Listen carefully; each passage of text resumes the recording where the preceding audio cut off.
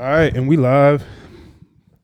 Mics are hot, cameras hot, and this is episode 228 of the No Hangover podcast. Make sure you like, subscribe, comment, rate, follow across all platforms. You can catch us on YouTube, on Apple Podcasts, and on Spotify. Our socials on Instagram at No Hangover Podcast and on TikTok at No_hangover. Engage with me. Let me know what you like, what you don't like. Comment on the reels, like the reels. If you think what I'm saying is good, let me know. If you think I'm a dumbass, let me know, and we'll go back and forth in the comments. We got another one today. Got a guest. Go ahead and introduce yourself. What's good, y'all? My name's Seven, man. Be great 7_ on Instagram. What's good? How you doing? Shit. I'm good, bro. Appreciate you having me, man. Yeah, no, I appreciate you coming on, and yeah, we'll get this shit popping. I guess just to get straight into it, we were just talking about football. Football season is upon us right now. We got the first preseason game, the Hall of Fame game, so that's coming. And you know, football season that's just religion in America. So we were just talking about, you know, our own individual football journeys and things like that. Go ahead and dive into yours a little bit. We're both from Orlando. You know, you said you played at Wekiva, you know, went to college, and, you know, the student athlete life, I mean, just the athlete life in general, but the student athlete life is not for the faint of heart. So go ahead and, like, you know, what got you into football? We can start there. I started playing football. I had to be in like 5th or 6th grade. Really just in the neighborhood playing with my friends.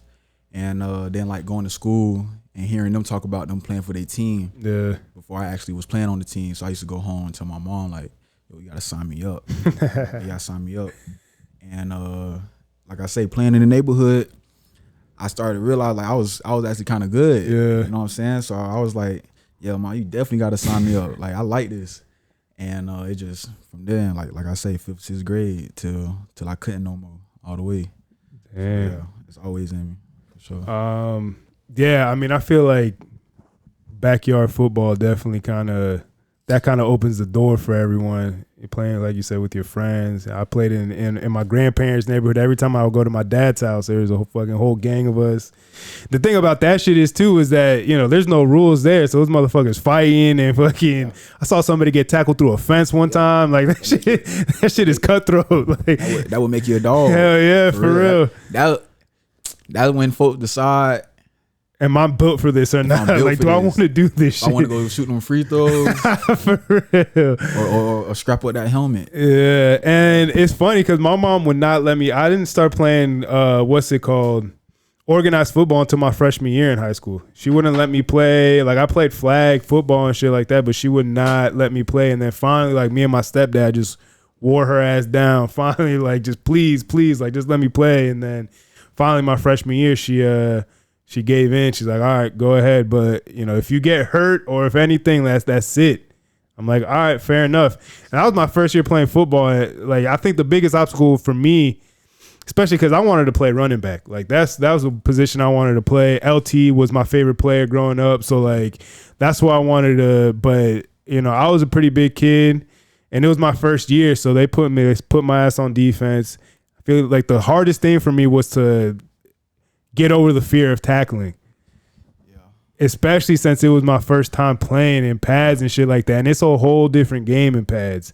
That shit is, you know, people, you know, go out there in 7-on-7 and look like they're fucking all-stars, put the helmet and the pads on, and fucking, it's a whole different game. They look like scrubs. So this shit is, it's different time when you put the pads on and shit like that. But I remember against Seminole my freshman year, that was my first big hit.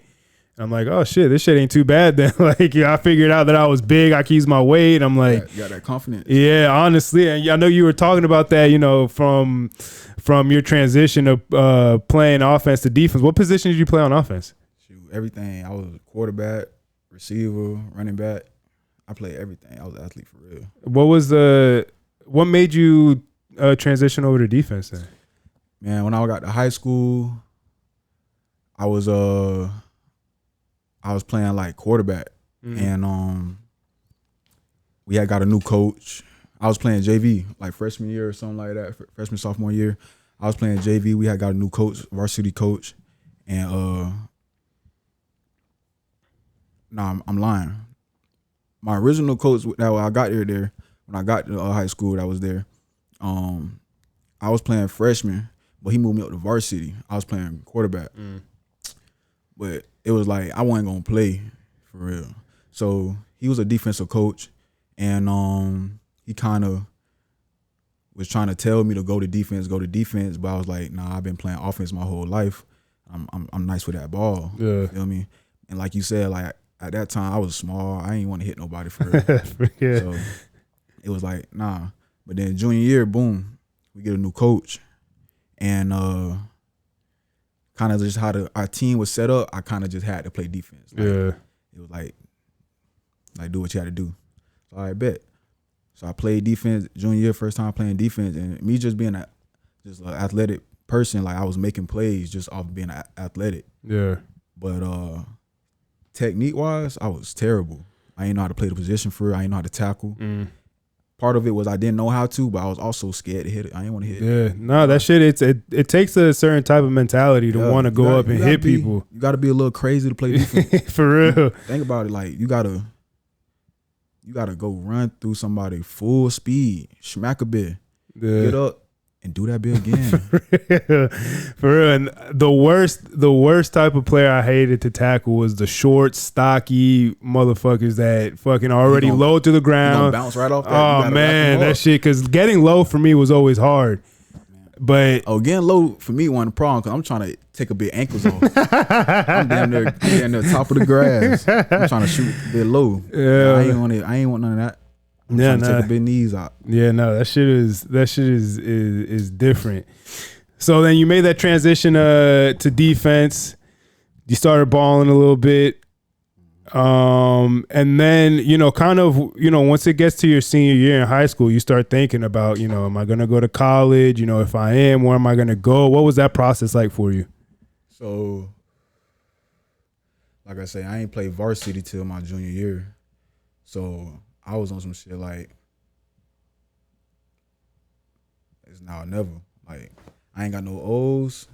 I'm like, if I don't get none now, it ain't looking too good. Yeah. So that's how I was feeling, like just going into my senior year, like I gotta make it happen. So I ended up going to a camp right before my senior year, like that summer, and it was a USA camp, and I balled out, and I ended up getting, it was like some smaller schools out there, but I balled out and ended up getting offered out there by Florida Tech. I bet. Small D2. Yeah. So I was just happy, like that's my first offer. Yeah. I know I'm going somewhere. Yeah. You know what I'm saying? So going into my senior year, I was not like cool because I'm like, I'm trying to go D1. That was still my mindset. But that's a nice confidence boost though. Yeah, it was confidence boost. Like, okay, I know I can play collegiate. Yeah. You know what I'm saying? I just gotta take this shit up a notch. So obviously I've been working on my game. I'm a better player. I done got a little bit more size to me. Yeah. In my head, I was still little as hell though. Now that I'm thinking about it, I was probably like 140. Woo. Yeah. I'm little. Damn. I'm little. But mind you, like damn near freshman year through, probably a little before, like I'll just say freshman, sophomore year, I'm probably like 100, 120. Damn. Oh, fuck. Damn. So senior year, I'm like 150. I'm thinking I'm big shit. Yeah. So I ain't really scared to hit nobody, but I still don't know how to tackle. Yeah. So like I'll try to hit you, but I might not bring you down. Like yeah. I'm tackling wrong until I got to college. Damn. So what was the most you weighed like playing wise? Like what was your in high school? Just in general through in college I was like 190. Okay, so because for me at least, like fucking college. Yeah, once I started lifting weights and realized I'm like, oh damn, like I can get strong and big. That's what really got me. Yeah, I ain't start doing that till I got to college. Oh, for real? That you weren't really lifting weights in high school? No. Hell no. We was in weightlifting class bullshitting. That's what they say though. Like in Florida, they say we don't care about none but speed. I mean, that is one thing that I did notice when I went from Florida to Virginia. It's called FAM. That's the school that I went to.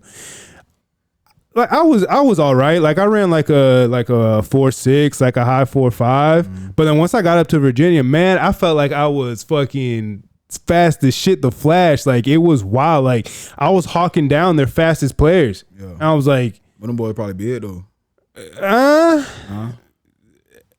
Maybe it was just. Maybe I just was able to because like I said, I didn't start playing like organized tackle football until my freshman year, and like I noticed every year that I played, like I was noticeably better every year. Right. So maybe just from my senior year to my freshman year of college, I just made a big jump because I also was like I went up to my dad. He lived in Pennsylvania, and I was with him for a month. And I was hitting the weights hard, and he had like a big ass hill that was right next to the house that he lived in. And almost every day I was running that bitch. So like maybe it was just I just took that leap and I really just got that much better. But like, man, I felt like I was fucking all pro playing out there and shit like that. Like it was wild. But no, like once I started lifting weights, because that was one thing that I did. I was pretty strict on about myself. Like I prided myself on making sure that I made it to all the summer workouts and that I was in the gym or in the weight room lifting and like really taking all that shit in the summer. Yeah, for sure. But during the season, nah, we wasn't lifting for real. We was not lifting. I'm telling you. And then like. Back then I'll be on YouTube, like even when I was in like middle school, I'll be on YouTube. I'll look up Apaka High School. They football shit. Like they used to have these videos on Instagram. I mean on YouTube. Yeah. And they in the weight room lifting. I'm like, damn. I mean, that's the difference. But it was raw though. Yeah, so that's the difference. Sense, that's the difference. It really is, And I went to Lake Howell. Historically, like in the 80s and 90s, we were good. But since the 2000s, historically, Lake Howell has been a fucking ass program. I love you guys. Yeah. Shout out to LH, but we're fucking ass. Yeah, my senior year was. I want to say we put BTA on y'all when we played. If we played y'all, I think we did. Probably, yeah. We played, like I said, we played y'all. We played Wakava my senior year in 2013, and we got a 14-0 lead, and we ended up losing like 28-21. So my senior year, huh? You played 2013? Yeah, that was my senior year. I was still in 8th grade. Yeah, 2013, 2014. I graduated 2014, but yeah, I mean, we had talent. Especially when I was there, like my sophomore year was probably, we had a fucking great team. Like it should have been like talent wise, we were good on every level, but our coaches were kind of not the best. And also they just, Lake Howell didn't really put too much into the athletics and stuff like that. So, it kind of didn't help. Our principal loved the football. Well, because what I want to say after I graduated, Wakaiwa was pretty good, like for a couple of years, right? Yeah, we was like that. Yeah. So you graduated at 14. Yeah. I graduated. That had to be my freshman year. Yeah. My freshman year, we went to playoffs for the first time in school history. Yeah. I remember that. We lost to Oakleaf. Because Wakaiwa was a pretty like relatively new school, right? Like, cause it was like cause that was split into Popka in half, right? My junior year was the 10th year it had been open. Oh yeah. So yeah, it was new. So yeah, my freshman year they went to playoffs. I had got moved up for that. I rode the fucking bench. Jacksonville playing Oakleaf. They had a fire ass corner. I can't remember his name, but he ended up going to the league. All I remember is it was cold as fuck out there, and me and my dog, we freshmen, but we on the sideline freezing like shit. That's all I remember. We ended up losing that game on the 1 yard line. We fumbled. Damn. Yeah, that shit was. Man, I can say this now. I was glad we lost that game, cause we was so cold, bro. I ain't gonna lie. I was so glad we was getting back on that bus. Hell no. Nah. That's I mean, my junior and senior year though, we was like that. Where we was like that. We went playoffs. We really should have won states. We lost to Carson Bet them. Oh, for real? Yeah. And DP beat us in the playoffs my senior year. Yeah, I mean they're pretty good too historically. I feel like I think they've been down the past couple of years though, but they've been all right. They've been all right. But my 12th grade year, my senior year, that was the first time in school history we beat a Parkville. Oh, for real? That game was so turned. It was a close game? Or y'all? Yeah, it came down to the last second. We had to just stop them on defense. They kept trying to throw that bit of Jalen Carter. Damn. Hey, shout out to my birds. Go Birds. Yeah, them boys like that. Yeah, nah. Jalen Carter, he's a fucking beast. This nigga was like playing like a wing or the tight end. Yeah. Not for like a seam.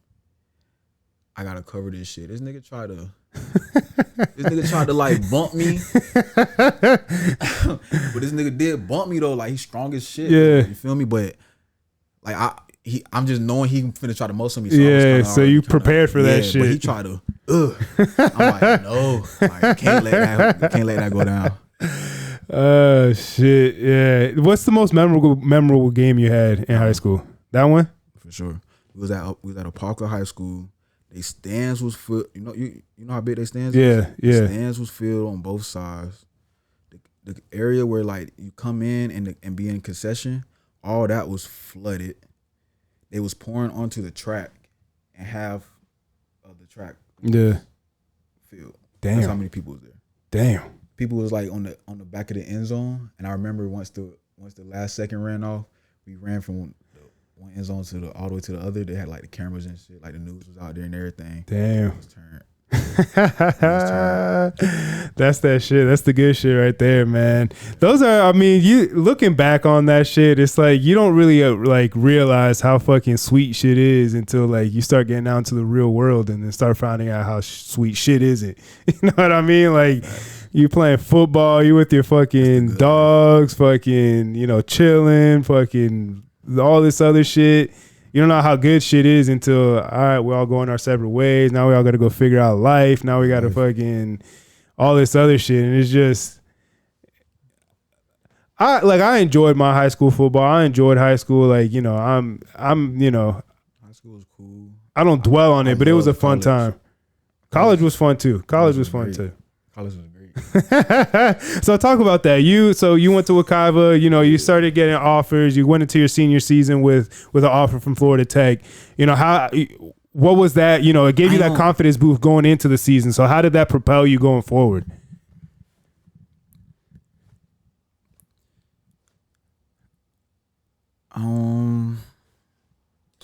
Only thing I can say for real is like I just knew I had to go to school. Like I knew that shit had to go. Like I could not stay where I was at. You feel what I'm saying? Like I just knew it. Like I don't give a damn where I go. I gotta go somewhere. Mm-hmm. So, and what's crazy? Like I say, like I'm learning. I'm just playing defense. Just started playing defense. So I was not getting recruited at all. Yeah. I remember, and shout out to Zaire. Shout out to my boy Zaire. He was in Spanish class with me. I'm emailing every school, sending them my film. The whole Spanish period. Shout out to my boy Jason. That was my little Spanish dog. He was in there helping me with my Spanish work. Yeah. If I ain't gonna lie, shout out to bro. If it wasn't for bro, I wouldn't have passed Spanish. No way. 'Cause I'm in that bit all class. I'm emailing coaches. Yeah. Shooting film. Them folks hit me back. Cool. Some of them boys threw the offer. Some of them talk bad like they recruiting. Some folks I ain't hear from. Yeah. Just like that. I probably emailed down there every school in the country. D1, D2, and D3. Damn. So it was like that. Fuck out the hood. So yeah. I was on that. But and I ended up getting an offer from West Point Army. Oh shit. Yeah, but I ain't really know how prestigious that shit was. Yeah. I ain't know. All I knew was Army. Oh no. Hell no. I'm straight. Appreciate y'all though for sure. Yeah. But nah. But I low key probably would have went there though. I probably would have been rich as fuck right now. Yeah, they're set up there. Fuck. Yeah. My coach ain't tell me. I ended up finding out after I had committed and signed, because when they was announcing all my offers, my guidance counselor, she heard that and was like, "What the hell? Why didn't you go there?" I was like, "I wasn't trying to go to the Army." And then that's when she told me everything about that shit. Damn. Like all the benefits and how you like that. Locked in, yeah. So where'd you end up going to? I went to Stetson. Okay. Yeah, I fought with Stetson though. It was cool. It was like And their football program's pretty like It's new too. Yeah. Like, we was like before my freshman year, they was bad. Yeah. Like they was going like 0-12. Shit. I think the year before I got there, they won like 2 games. They was saying like people would drive by the practice field. Mind you, we practice at like 6 in the morning. Yeah. They would say people would be driving by the practice field like on their way to work type shit, yelling out, "Y'all suck." Damn. Throwing shit. Like, it's 6 Damn, in the morning. I'm about to say, like, to do that shit at 6 in the morning, that type of energy is wild. That's some crazy shit. When they was telling me this, I didn't believe it. But when we was in camp my freshman year, saw that shit firsthand. Fuck this before the season. Yeah. This is like my freshman year, this camp. We out that bed early fucking in the morning. Folks out that bed. You suck. Y'all trash. Damn. Hell no. But yeah, I mean, I guess that kind of makes sense too, because it's kind of a small area. But then my freshman year, when that season started, we turned up. We went like 9-2. Damn. They went 2 and they went like 2 and whatever they went. They won 2 games.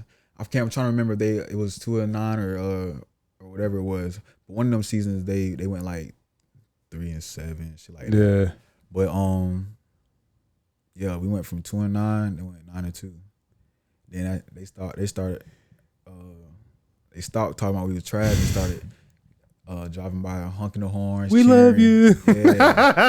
Yeah. Damn. I bet that was a good feeling though. That's when we knew. We was like, oh, we got motion. Yeah. We got like, cause it was, and I was the only freshman on defense that played, and a running back that we had who came in the same class as me. He was a freshman, and he played also, but we was the only 2 freshmen playing.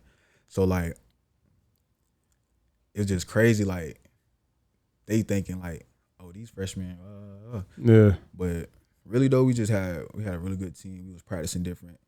Our freshman class did bring a different energy though. So like, I was blessed enough to be the one that was on the field bringing that energy. As a freshman. So that shit just turned us up. Yeah, that shit was hard. They was loving us. They was letting us do whatever. We was going to go to Popeyes. Oh, y'all play for Stetson?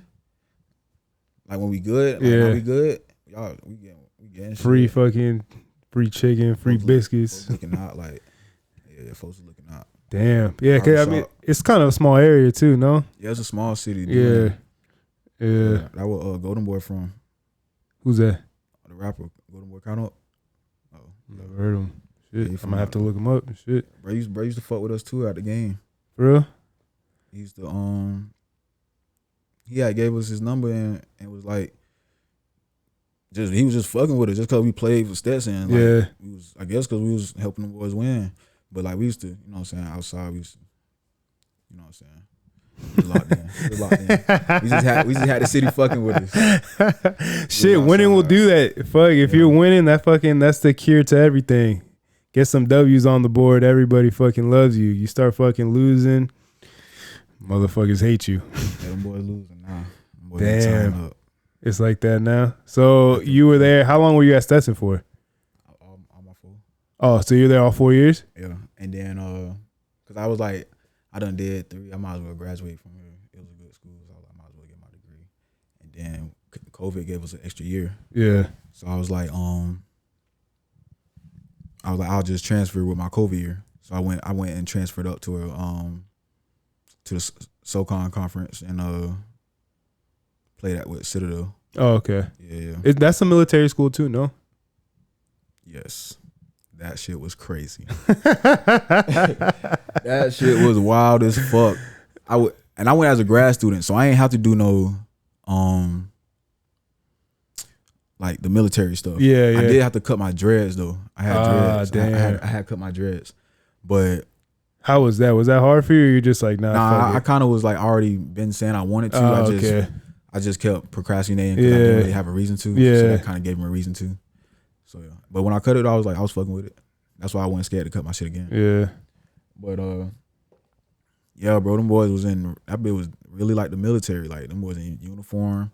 If you a freshman, you gotta walk in line.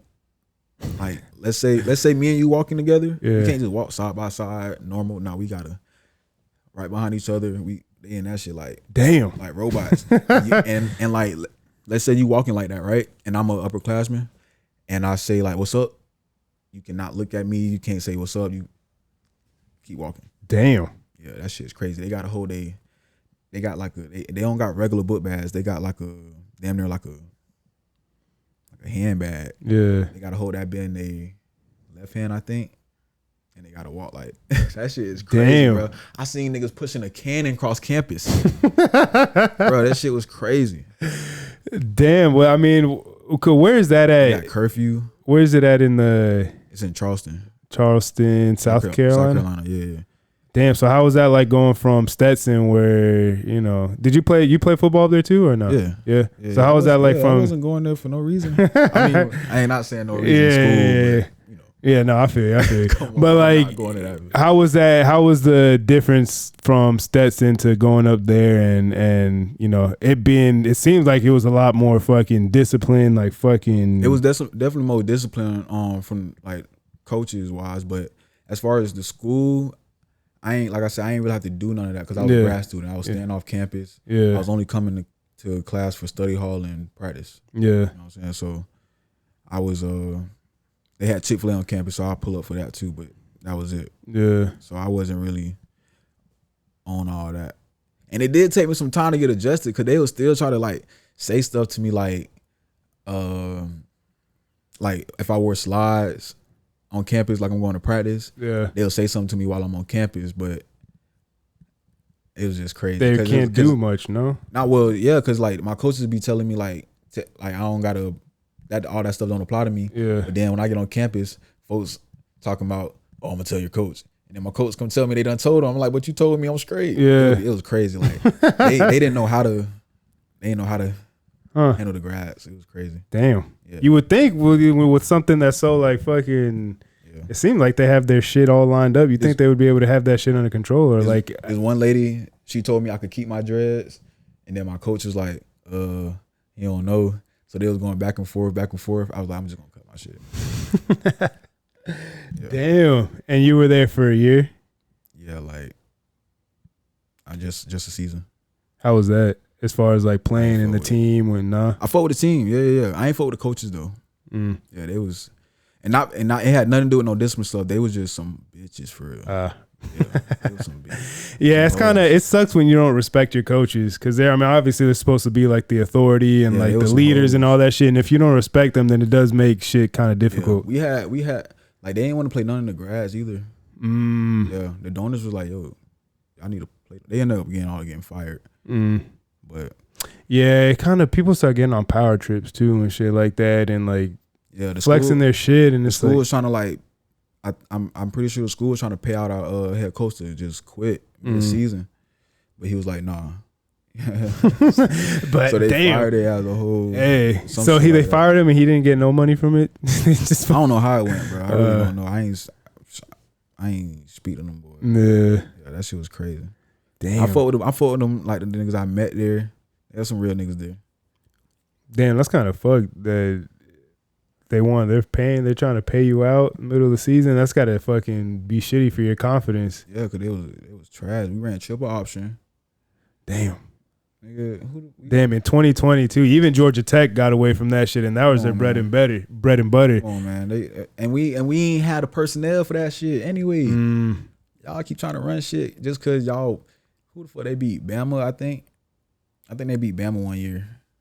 Long time ago. Shit, I was about to say that had to be a fucking while ago. And they were just riding off of that for fucking some shit. Yeah, like this shit 15, 20 shit worked years. one time 15 years ago, man. Y'all gotta let that shit go, man. Y'all got a receiver right here. He was like that, and y'all not giving him the ball because y'all keep pitch left, pitch right, pitch left. Damn. Yeah, no, that shit is. I hated playing against it when we played against it, but yeah, nowadays it's imagine got to practice against it. Yeah, no, that's your offense. So yeah. And it's kind of hard too if you're trying to prepare for other teams. You're probably the only team that runs that shit. Everyone else is running some type of spread. You know what's crazy? We had another team that was kind of like a triple option kind of spread team. They did get in that triple option though. Shit. But that was one out of how many ever teams you're playing. So that shit probably doesn't help. And because our offense run triple option so much, when it's time for them to give us a scout look, these receivers ain't ran routes. All these receivers know how to do is a block. Damn. So it's like we not getting no real look. Yeah. But it was fun though. It was fun. It was some niggas that was like that out there though. Damn. Shout out my nigga D-Mac. Who's the best player you ever played against? Best on player any level. On any level. I played against? Yeah.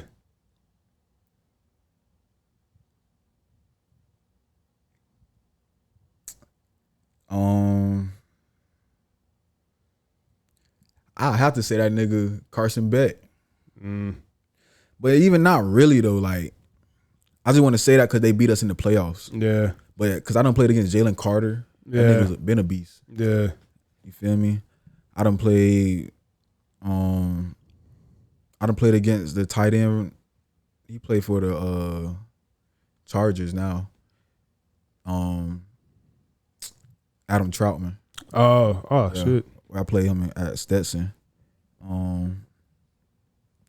He was straight. We boxed that shit though. Yeah. I ain't gonna lie. He not one of the best players but he's like, I'm just saying that because he made it to the league. So as far as like caliber, but yeah, when we played that shit, that shit was locked. Yeah, Who was the best player you played with? This nigga Jalen Fair. What position you play? Running back. You played against his older brother. Oh, or maybe older cousin or something like that. DeAndre Fair, yeah. Dre. Jalen. That's the best nigga. That's the best running back I ever played with. Damn. He was good like that? We was in high school. Yes. Damn. Cause this man like Marshawn Lynch. Yeah. You play like that? Yes. Oh man. He not trying to.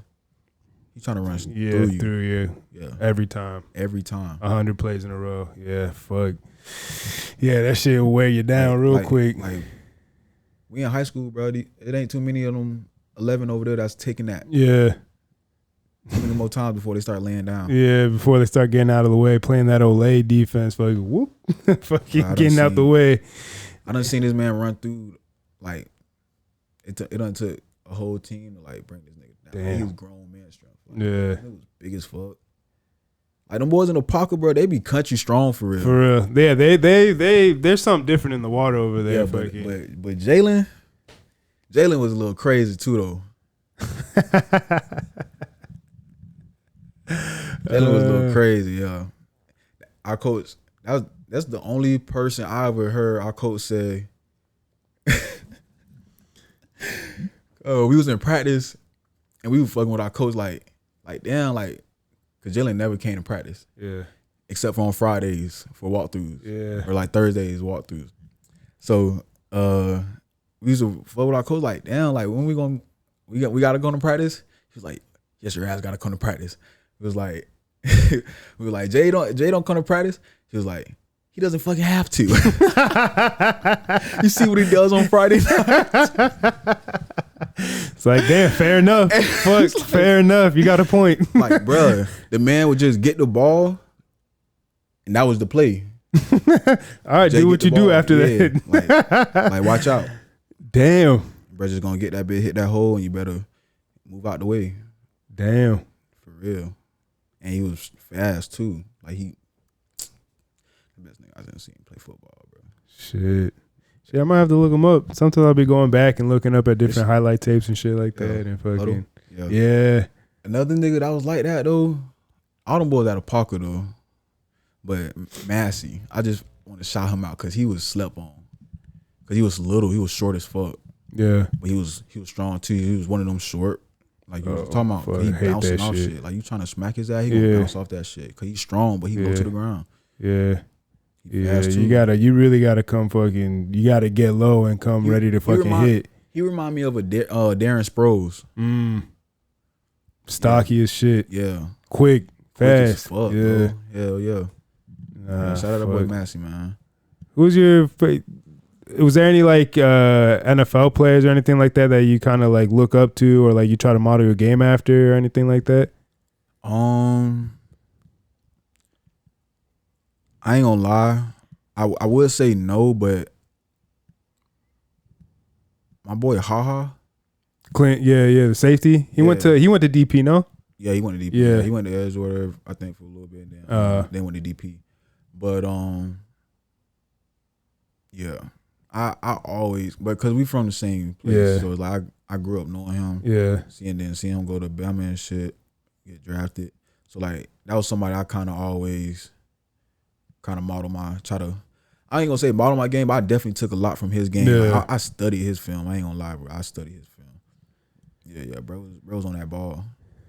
He was flying around. Yeah, I mean, how many years he played in the league? He played, I mean, decent, because he was with Green Bay for a while, and then I know he left. I forget where he went to after he left them, but he went from Green Bay. I think he went to Chicago. Yeah, that's what it was. To the Redskins, Cowboys, and shit like that. Kind of bouncing around quick. Then he ended up going back to the Green Bay to retire. But, yeah, bro, that dude. Yeah, shit. So then after the Citadel, you played there for a season. Yeah, whatever. Then what was the move after that? Because I feel like for a lot of athletes, once the transition from from whatever level you're at, the transition from being an athlete to then having to figure out what's next and what you're gonna do can kind of be a hard transition. So how was that for you as far as like, all right, sports is done for me, what am I going to do next? What's next for me? Yeah, after Citadel, I ain't think I was going to be done. I thought I was going to be playing somewhere. I ended up getting hurt. My pro day. And damn, what'd you do? I had my foot up. Yeah. I couldn't run, couldn't jump for a while. Damn. And yeah, like after Citadel, I played in an All-Star game. I played in the FCS Bowl. And I kind of already had Tampa fucking with me, but they seen me at the FCS Bowl, and then they started fucking with me for real. Then they started talking to me. They had me take a test. That shit was crazy. Like that shit had nothing to do with football. But yeah. And then Miami was fucking with me. The Colts was fucking with me. And the Ravens spoke to me at the FCS Bowl, but that was it. Yeah. They spoke to me at the FCS Bowl, but then I never heard from them again. Miami kept talking to me. Indianapolis kept talking to me, and Tampa kept talking to my coach about me. So I definitely thought I was in there with Tampa.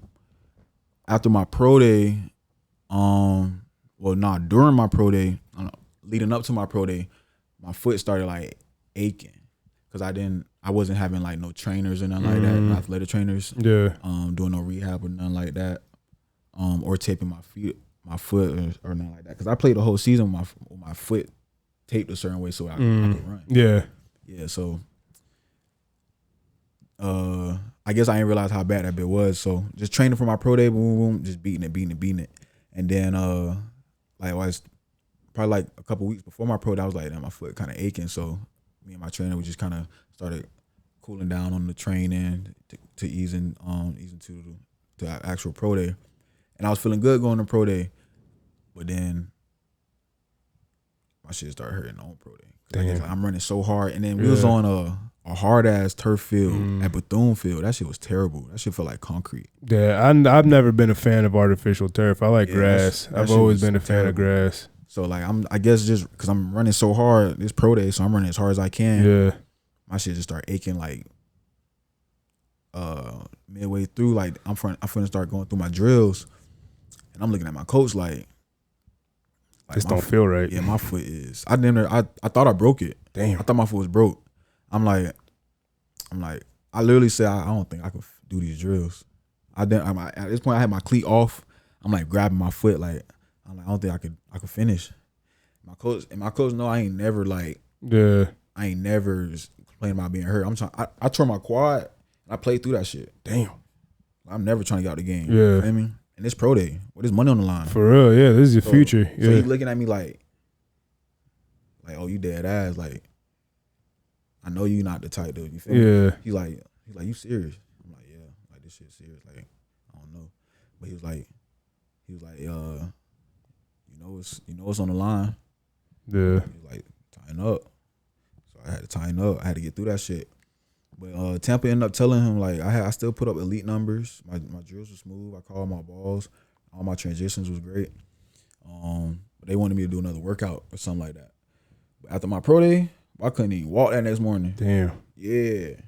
So I think my coach just kept like throughout the week. I think throughout the week he kept asking me like what we gonna do. I tell him like I can't run. I definitely can't jump. Like I can't even. So I had to basically miss out on football for a year, and shit, just life started going on, bro. Like just life. Yeah, it be like that for real. That's all it was. Yeah, shit. If I could though, I'll be trying to play football. I'm trying to I ain't gonna lie though, I might just go out there and do some, cause I don't really care about going to the league. Like, that's I done hung that up. I done hung my cleats up. But I will get back out there on some fuck shit and play 37U. Right. Man, those videos are funny as hell. Whack again.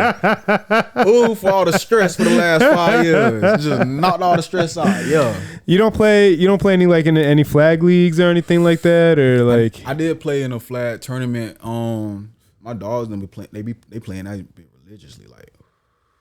Like they got beef with teams. They that. Oh shit, yeah. Because that's what I did for a while. Like after I realized I'm like football is not like But see, on that flag shit, it be niggas out there that really take that shit serious. Well, yeah, I mean, because that's all they got, man. Like, yeah, but see, I'm gonna get back in that mode. Like if you say the wrong thing to me, I'm gonna get back in that mode and I'm gonna want to smack something. So I need to be 37U. We in pass. So I can actually hit you. So yeah, in case you say the right thing, all right, bet. Come this way. I think this shit done. No. That is true. A lot of, especially the older dudes, they be taking that shit and talking cash shit like it's fucking. And it's like, damn, dog, it ain't that deep. I'm like, bro. But when I was in the flash shit though, it was a nigga talking crazy. But I'm like, bro, this flag. Like, I'm out here having fun. For real. Like, you taking this shit serious. But he was talking shit, though. So I'm just laughing. I thought it was fun.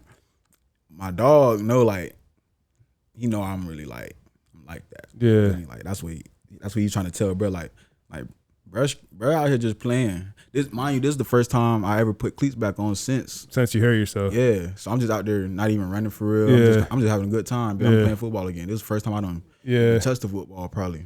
Just because I done. How many years was it from the time that you hurt yourself until, you started actually like getting out there and running again?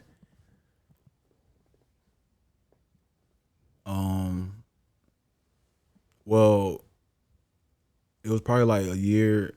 It was definitely at least a year, but probably like a year and a half when I probably first tried to like see if I could run. Yeah. Like for real. And I couldn't.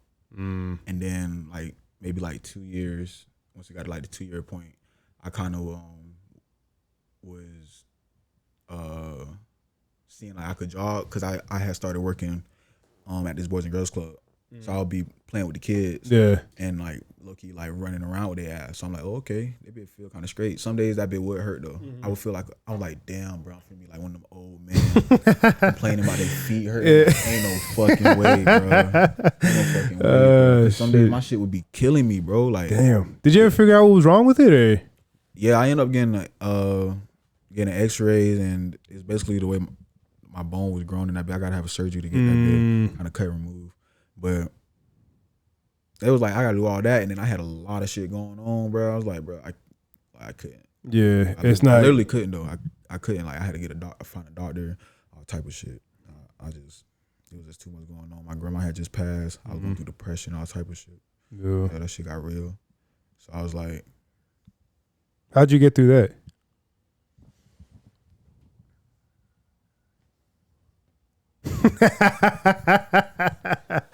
That Mary Jane. Hey, it be like that sometimes. For real, I was smoking a lot though. Yeah. I would say that I was smoking a lot, but I ain't gonna say that was what got me through that shit. I really had just locked in. Like, I had just locked in. I will say like it got to a place where it was like I just was like fuck the world though. Mm. So that like when I locked in, it was just like I was just on some me shit. But you gotta learn how to forgive, because you know what I'm saying. If you're not happy with yourself, you can't be happy for nobody else. Facts. You know what I'm saying? So Facts. I had to learn how to let all that shit go. All that shit that was eating me up. Yeah. So now I just be vibing. Hey, it be like that. That's how it's gotta be. Fuck. God. You never what's it called? Thought about like going to like the Canadian League or like all this USFL stuff and things like that? I tried. I even So after my pro day, I still had tried to work out for teams. Mm-hmm. Like after the draft, I bet ain't get no calls from nobody. Not even before the draft, I did a CFL workout. Mm. This was like right before the draft. Well, I tried to do a CFL workout.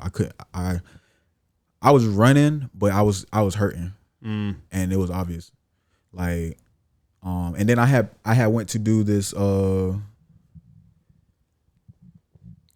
like a camp or something, or some type of prospect showcase for a CFL thing, and I had to pay to go. And some of them folks already knew me because they was kind of recruiting me. So they was already trying to see me. And then some of them folks were just teams that I had never talked to, but I was trying to get in front of.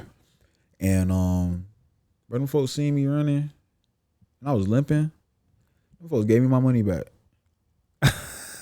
It was like we love you trying to, you still trying to, but you obviously hurt.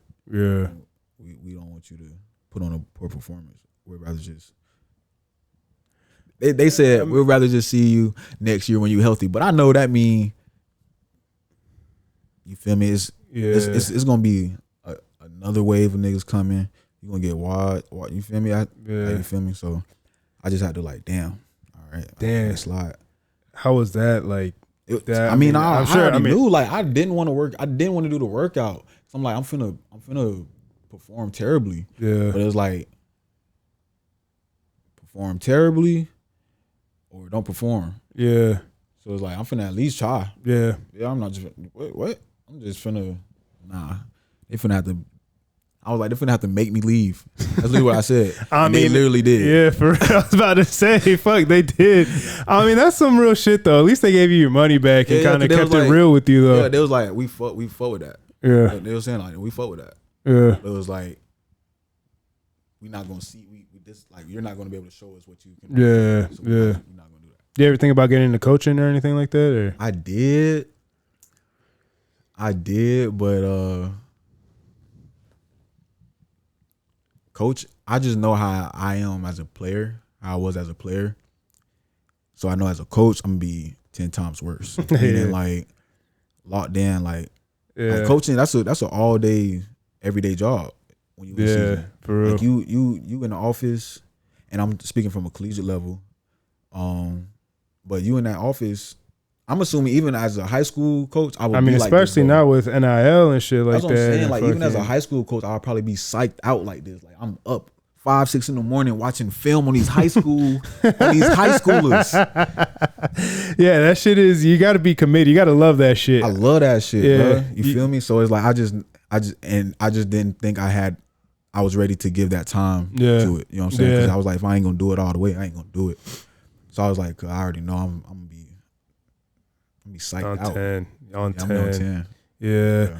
I mean, it's like that though. Like I was saying before, like shit is like, you feel me? That was the part of being a player I like though. Like film study, practice. I love that more than the game. Like game time was like, okay, yeah, it's game time. Like we get to show out. But I love practice. I love fall camp, bro. What all month just straight football? I love that shit. Yeah, niggas thought I was tripping. Niggas thought I was crazy for real when I was in college. They're like, this nigga like fall camp, bro. Like, what's there not to like? Wait, what? We playing straight football. That's every it. day. We got so, and like, not saying like I ain't grow up in a, like my folks was just, we was just down bad, but I grew up in the hood, bro. Yeah. So it was like I was happy to just be back on campus out the hood. Like, we got somewhere to stay. These folks feeding us all day, and then we just go play football. What? Yeah. And then we just do this shit again tomorrow? Hell yeah. And then you talking about it's gonna be some girls coming later? Sign me up. Fuck. Oh, yeah. What? You know, football, fall camp, it's straight football. It's straight niggas. Yeah. Locked in. But yeah, like college was fun, bro. Yeah, fall camp. Yeah, that shit. Nah, football is definitely, that shit is fun. I love that shit. Playing football is fucking, I don't feel like, because I played soccer, I played a lot of different other sports. I ran track and all this other shit. Track. What events you ran? I did the 100, the 4x100. I ran the 200, the 4x200, and I did long jump. Long jump was probably my best. Yeah, we did them all day event. Yeah, long jump was probably my best event. Like, I could jump like a motherfucker. I would have murked you in that 4x2 though. Probably, yeah. No, because I ran in middle school. I ran my freshman year, but you didn't run in high school? Nah. Oh yeah. I was not fast enough to run the 100 in high school. You know, the 200 crazy? I probably could have, but the 100 I was not fast enough. I was kind of slow in middle school thinking about it. I was fast. Like, the thing is that like I didn't really have a great get off, but once I got going, then I could fucking go. I was quick, but I wasn't fast. You know what I'm saying? Yeah. Like in football, like I'll shake a bit, I'll get upfield, but like straight line speed, like in track, I wasn't really. That's just different. There's some motherfuckers until I got like maybe eighth. I'll say even like until I got to high school. But football, I feel like as far as like team sports, I feel like it's the ultimate team sport. Like so that's all you play is soccer, football, and track.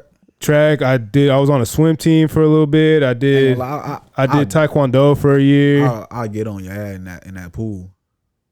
You think you swim faster than me? Yeah. I don't know. I know you ain't never seen a nigga swim like this. Hey, we'll find out though. Listen, I'm always down for some fucking competition. Fuck. I was pretty good too. I was pretty good. Like when I was in 8th grade, every summer at the Boys and Girls Club, the only way you can go in the pool is you go through swimming lessons. Yeah. And I was in like 8th grade or 7th grade, and the swim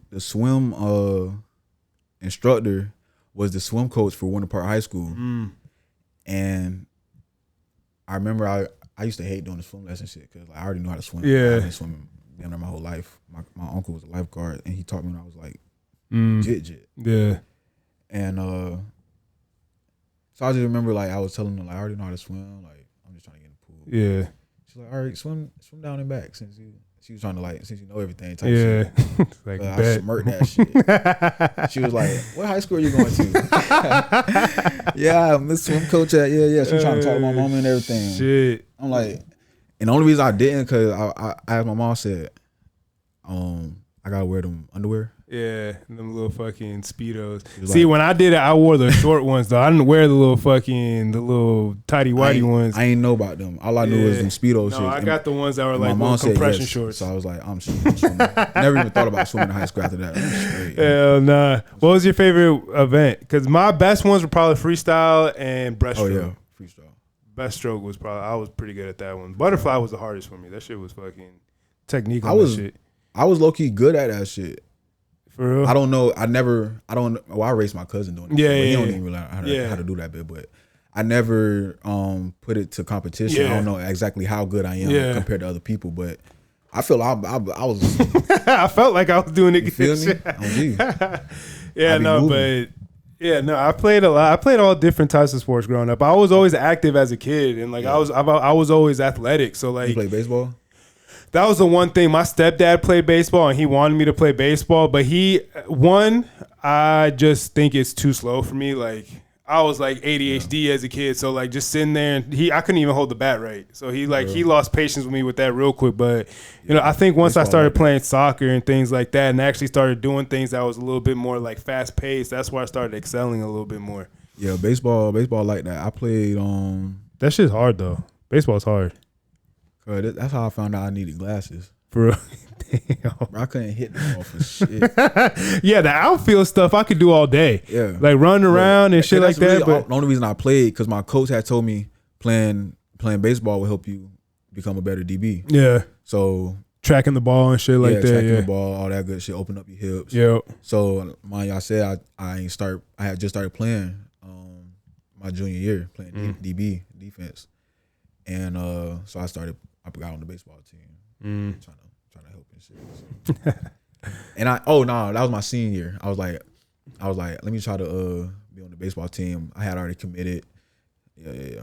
Let me see what's good. Yeah, no, baseball was one I couldn't really get into. That shit was too slow paced for me. And like I said, I was like a little ADHD when I was a kid, so I was always fucking moving around, fucking couldn't sit still. So that shit didn't really work out for me. But yeah, I think outside of soccer was probably. That was my first team sport, but that actually, like, I had a lot of fun doing that. And when I got into high school, I played with a lot of the kids that played for the varsity team for my high school team on my club team, and they wanted me to play. But once I played my freshman year on the freshman team, and then I got moved up to varsity my freshman year for like the last 4 games.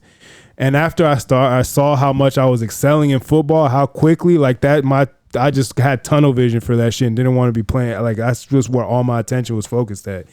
And then I played all 3 years on varsity. I played my sophomore, junior, and senior year on varsity. And I mean, like I said, I felt like every year I was getting better, and I noticeably better. Like, I felt myself like, oh shit, like things just started becoming easier for me on the field. Things started slowing down, and I just fully committed to that. But looking back, I probably should have played soccer too, because I was pretty good at that too. I don't know if I would have really gone as far with it, but I mean, playing that helps with your footwork so much. Yeah. And playing other sports, it's easy to translate. I never was interested in that though. No. Yeah, not soccer. No. Who else? Wrestling. I know the lacrosse coach wanted me to come play, but I'm like, miss me with that shit. I would really just be looking out. I would just be headhunting out there. Like, I wouldn't even been trying to play. I just found out my dogs played lacrosse when they was at Edgewood. I never knew that. Yeah, nah. It looks fun, but like I just feel like I would just be looking out there. Like, I wasn't really I wouldn't have taken it seriously. I would have just been out there trying to fuck people up. Yeah, that's what he said. Fuck, maybe I should have then. Fuck. Wrestling too, I wish I would have done. I wrestled. You did? Yeah. Damn, that wrestling practice are fucking no joke. All though. I did was practice. I was trying to learn how to tackle. That shit's no joke. That wrestling practice is no joke. Yeah, that shit was disgusting, bro. Them boys sweaty as fuck in this room full of mats, no windows. Yeah. They close the door, it gets sweaty. It's like a damn hot box in that. Yeah. Cause I know they was catching all type of shit. Fucking staph infections and shit like that. Man. And that shit can fuck you up if you don't take care of it quick. I couldn't do that bit too long, bro. Hey, but it does help with the fucking with tackling and leverage and learning how to use all that shit and stuff like that. Yeah, them boys. Yeah, boy. And So it be them big sweaty ass. Yeah. They probably got a little smell to them too. Got a little spice to them. Hell nah. So man, all right. So I mean, we went down your path. What you got going on now? I know you said not really. You're starting to get back out there as far as playing and stuff like that. But like, what is it that you're getting into right now? Yeah, I ain't really present day. I ain't really getting back into playing like that. Like I said, I might do the thing. But just getting back out there a little bit and shit. But I've been doing like content creating. Okay. Yeah, I've been trying to like just open up a little bit, just show people a little bit of lifestyle stuff. Yeah. That's really what I've been doing, like lifestyle vlogs. My YouTube, y'all can subscribe to my YouTube. 7 more reps. Yeah, like I just dropped a Jamaica vlog. I just went to Jamaica. Gym vlog. I'll be doing fitness stuff. I do got a fitness page. it's really just my little dump page, but folks be fucking with it. They be interacting tapping with me. in, Yeah. So I be doing some fitness stuff, all type of stuff. Oh, ATV vlogging. I just went finna drop that soon. All type of shit, man. Yeah, I got a vlog with you in it at the Content Z. Oh, where? Yeah, I was vlogging. Shit, I gotta check that out. Where is this on YouTube? No, I ain't dropping yet. Oh, okay, all right, bet. Yeah, let me know, cause I mean that was my first time. You know, this is my first year, kind of really tapping in like that and getting involved, going out and going to events like that. So that was my first time going to a networking event like that. I had Chapman on like a month and a half ago or something like that. So he's like, yeah, you should go out, and it did what it needed to do. Met people, got people, followed a couple people and shit like that. It was like, I seen some people complaining about it not being a lot of people there, but I'm like, I mean, what y'all? There was enough people to fucking yeah. I was like, when I walked in there, because it wasn't what I thought it was gonna be. One of the guys that was kind of promoting it had told me was basically it was going to be some Q&As going on, some panels and stuff like that, so we can really get some information. Like it was going to show us something. But it really just seemed like a get together. Yeah, it really was like a hangout. Like, it was low-key like we was all at the lounge. Yeah. When I walked in, I was like, okay, I'm thinking we just waiting for stuff to start. Yeah. But after a while, I was like, okay, this is shit has started already. Like this is it. This shit has started. Okay. So I just started talking to the first niggas I was seeing. Right. Like, yeah. What you do? Okay, bet. Ooh, I got this going on. Let's lock in. Yeah. I walked around that bit probably like 3-4 times. Like, I'm capping. Probably like 9-10 times. Like, talking to everybody that I seen had something going on. Podcasts, the music. Yeah. You know what I'm saying? Me and my boy, we be doing the music thing. We helping to push each other content. So, saying when I seen that, I'm like, oh yeah, I'm gonna push the music with that. You know what I'm saying? Yeah, I was kind of thinking the same thing too when I walked in there. I'm like, shit, I don't know because I got there a little late. I think it started at like 3 or 4 or some shit like that. I got there at like 5:30 or something. I'm thinking shit has already started. I kind of walked in and like I said, that was my first time, so I don't really know what to expect. Saw my boy EA, talked to him, kind of seeing and then I started realizing like, oh shit, yeah, this is what's happening. Yeah. So, then he started kind of bringing over people, introducing me. Chapman brought some people over and introduced me to them, and then I just started walking around and meeting people. But I mean, I kind of already was with the mindset that I'm not going to be there that long. I'm probably just going to show face, again, connect with some people, network, and then fucking bounce. Yeah. That's exactly what I did, Yeah. Obviously, we linked up, we connected, sure. A couple other people, and I'm like, all right, bet, bought some things from the vendors and fucking dipped. Got their Instagrams, like, hey, if you're trying to be on the podcast, let me know. Like, oh, no doubt, So I got their Instagrams, reach out to them, and then, all right, this was fun. Got some fucking that one lady, man, I forgot her name, but I'm gonna get her on the podcast with the little cake and the little cookie. Ms. Dre. Yeah. Those shits were good too. That red velvet cake or the red velvet cookie shout out Ms. Dre. Yeah, that was good. And then I got a cigar from the 19 Cigar guys, and I'll probably have them on. There was that chick outside serving the lemonades and the little like yeah. So I got her Instagram, probably get her on and shit like that. So yeah, I mean, like I said, it did what it needed to do. It was cool. I think things like that are good and are necessary. And again, it helps get you out in a situation or an environment that you might not normally be in, and you might meet people that you might not normally meet in your everyday. So, but I think just if you're really trying to get after it, I mean, you got to do that, every day, whether it's on Instagram, now that I've been doing the podcast more and, doing it on my own, I've had people reaching out to me now. I'm doing an event at the Dr. Phillips Center at the end of September. So, that's going to be, really big for me as far as getting that in front of, right people, get in front of certain businesses for advertising and things like that. 'Cause I do this because I love it, but I also, I want to make some money off of it and monetize this shit. So, that's, things like that. And I feel like, people don't really, especially people from Orlando, don't really understand the type of growth and the type of, you know, people that are coming into Orlando that have money and that, you know, where I think we're ranked number 2 in the nation as far as fastest growing cities in America, and like the amount of millionaires that are moving to Orlando is like in the top 5 or something like that. And just a lot of people just don't realize that shit. And it's like, hey, listen, now if you're in Orlando and you're a content creator, music, podcasting, you know, whatever it is, like now's the time to tap in, because, you know, there's a lot of new money coming in. So like, you start rubbing elbows with certain people and, you know, they're going to start looking out for you and shit like that, you know, so you got to strike while the iron's hot. And right now shit's starting to cook. So, you know, I try to keep my finger on the pulse of what's going on, you know, just kind of look things up, you know, on certain pages that I follow on Instagram, on just what I'm watching and things like that. Just so, you know, when the moment comes, like, I'm ready. I got my shit lined up, you know, I know what I'm doing and all that. And it's just a matter of, all right, when you want to do this, how are we going to do this and move forward. So, you know, I think now is a great time more than ever in Orlando to fucking find something that you're trying to do and fucking do that shit. So might as well just do it. Facts. You never know what to take off. For real. That's what I had to realize. Like before I went to college and was really locked in on football, I was really into the social media stuff. Mm-hmm. Like I had like 10. I think that was when I first got 10K. I was in like high school or something like that. But because I was like always posting stuff. Excuse me. But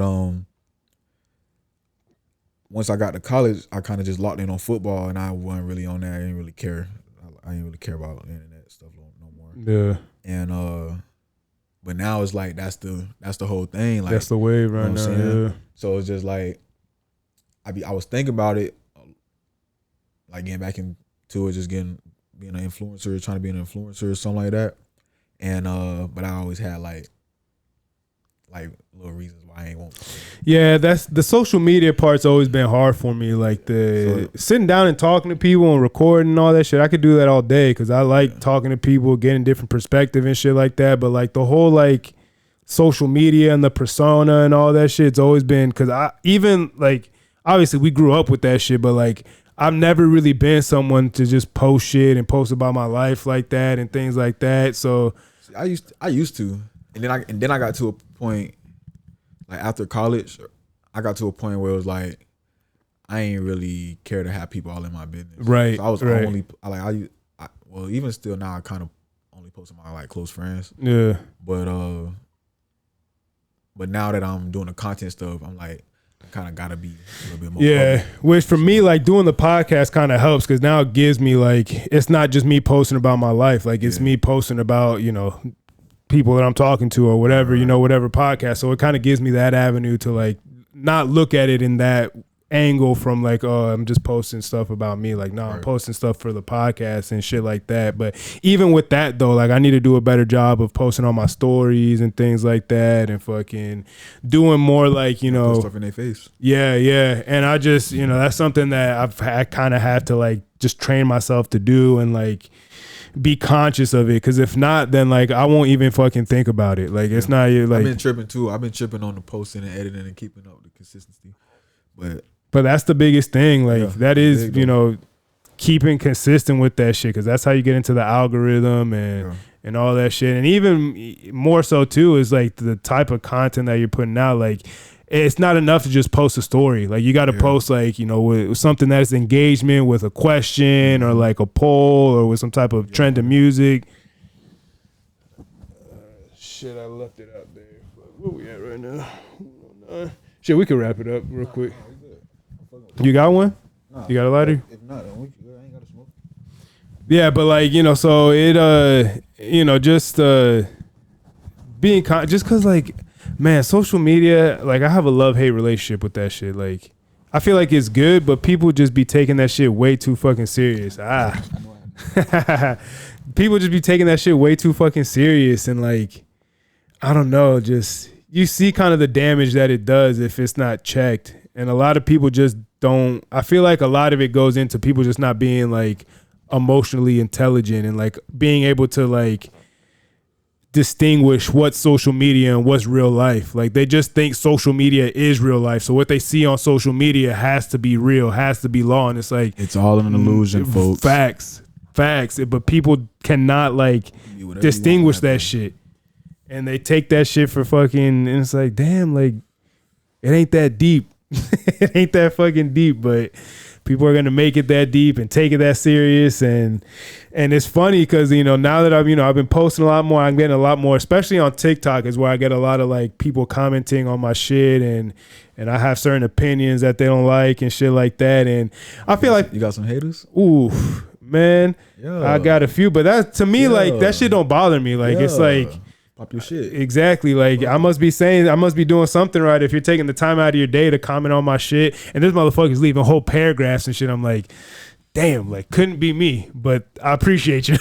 Like I appreciate the comments and shit like that. But that just engagement though. Like it don't, depending on what they saying, but it ain't always got to be bullshit just because they disagreeing. That's an interaction. Yeah. No, and that's how I look at it though. It's like I don't care what they're saying. They could be but it's the fact them folks taking time. Exactly. And on a few of more recent ones, it's been kind of, more just kind of encouraging stuff. But like a lot of the music takes that I have or the sports takes, those are the ones where I get people fucking, you're dumb, you're stupid, you're dumbing down the internet. I'm like, I'm glad you think I have that type of fucking influence, that you think I'm dumbing down the internet. Like it's not already fucking dumb enough. Like you think I got that type of influence, I appreciate you. The internet is crazy, bro. Bro, people you can say anything on that bit. Bro, man, that shit is wild. Like it's some stuff on that bit that definitely shouldn't. Like you shouldn't be able to see some of that shit that you see.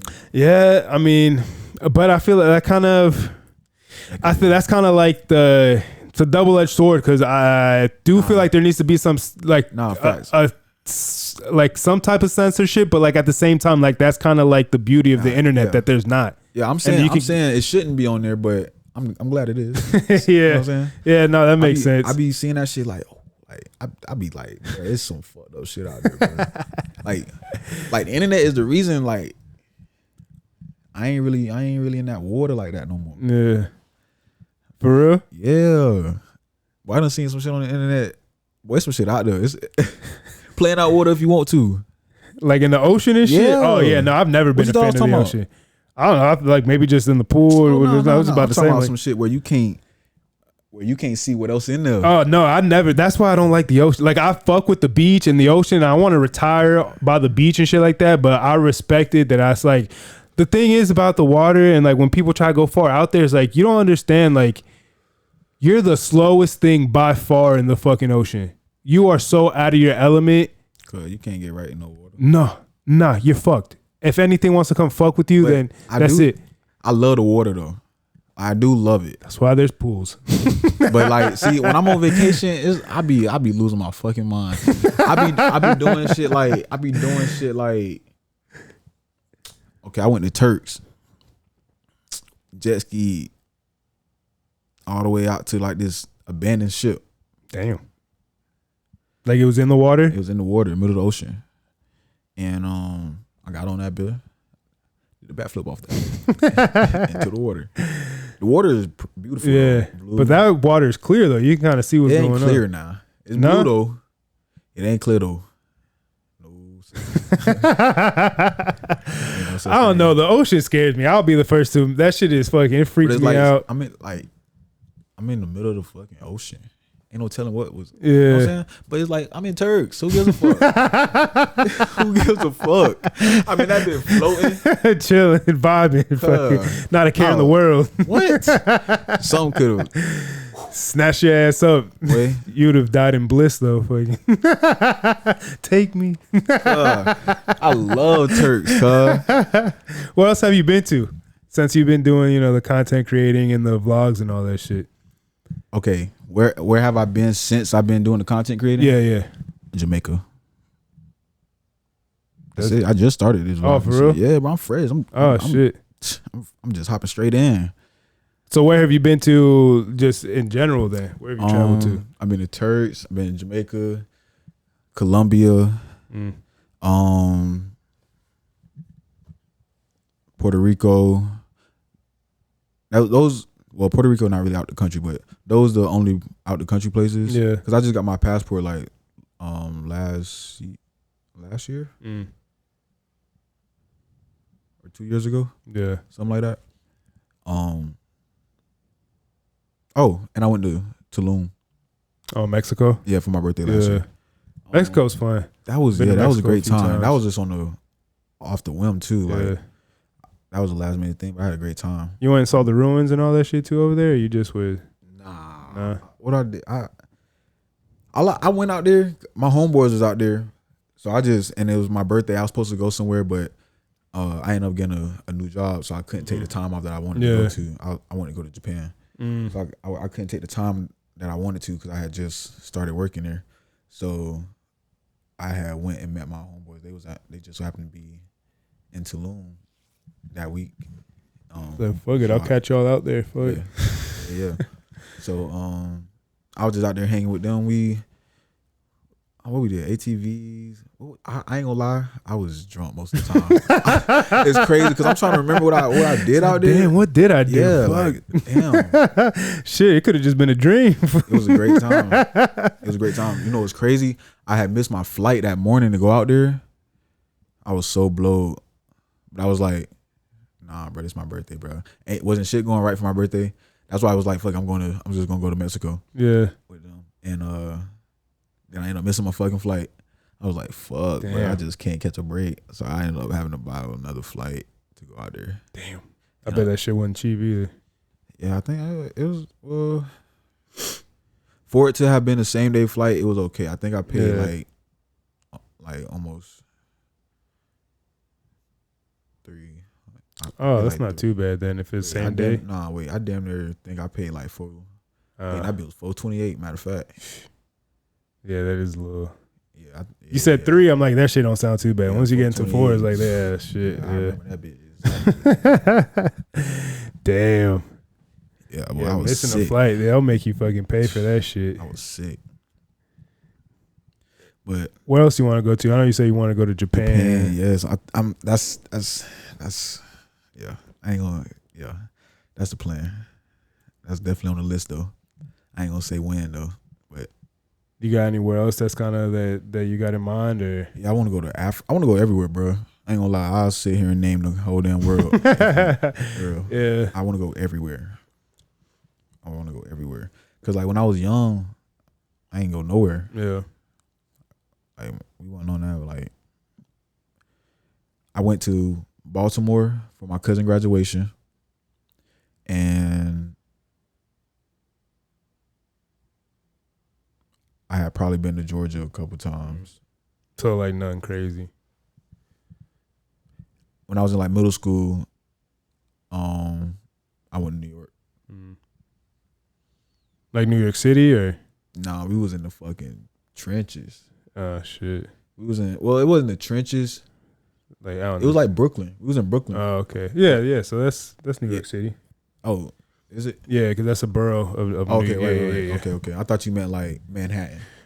Well, that's another. I think it was like Manhattan, fucking Brooklyn. Like, when I'm thinking New York City, I'm thinking of the city, like Times Square. Yeah. That's Manhattan, right? I don't remember off the top of my head, but that's all technically New York City. Yeah. Okay, but yeah, I just came from up there. I think I was up there. When I went up there, sometime this year. I love New York, man. What you got to say about New York? I think it's cool, but not my favorite place. Not gonna lie, not my favorite place. In the U.S. or just in general? I guess just in general. Like it's cool, and like I mean, I've been there enough times that it's like, all right, like I kind of get, I get it. It's cool, but me personally, and this is probably gonna be, and I might be a little biased too. I mean, actually, I know I'm biased. Philly, I love going to Philly.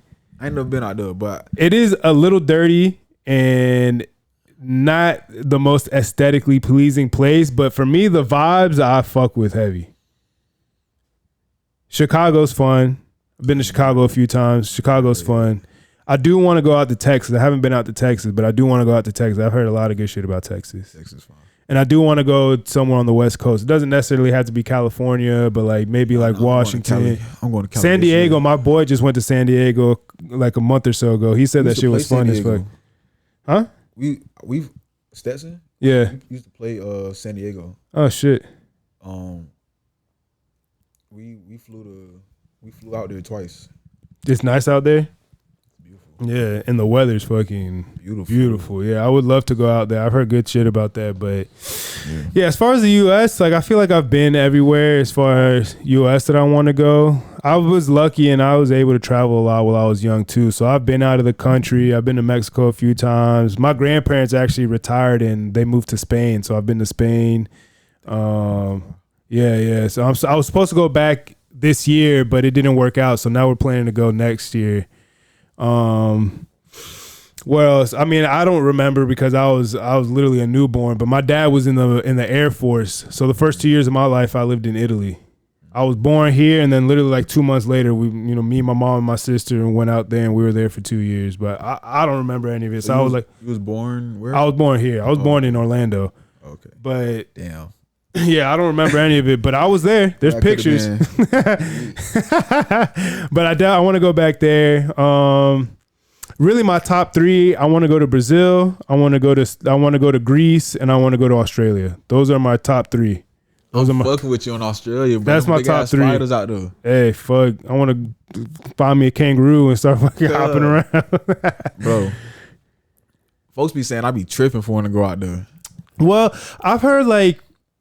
You're like if you go to like the bigger cities, like you're not gonna be seeing any of the wild shit. Like it's when you start going out into the fucking like out back into the. What type of nigga you is on vacation? Because I'm the type of nigga I'm trying to do some wild shit.